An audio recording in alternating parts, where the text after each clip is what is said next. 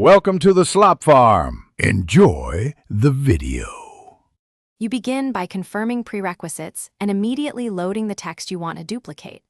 Once done, paste or import the source string so the tool has raw input to work on. Make sure to set the duplication count and delimiter now. This controls output length and spacing. You do this early because it prevents rework later. Also select any encoding or template options. These affect how duplicates integrate with downstream systems, so choose settings that match your target environment. Next, you configure duplication rules and preview results to catch issues early.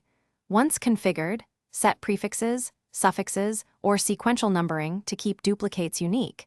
This prevents collisions and aids parsing later. Make sure to toggle randomization only if you need non-deterministic output. Then use the preview pane to inspect the first several duplicates so you can quickly validate format and encoding.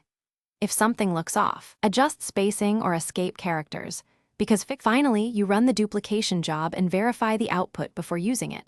Start the process and monitor progress and memory usage so you avoid crashes on large jobs. Pause if needed.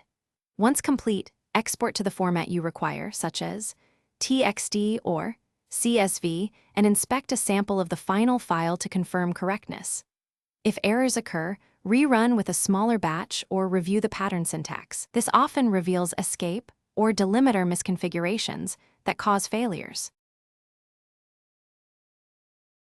Thanks for watching.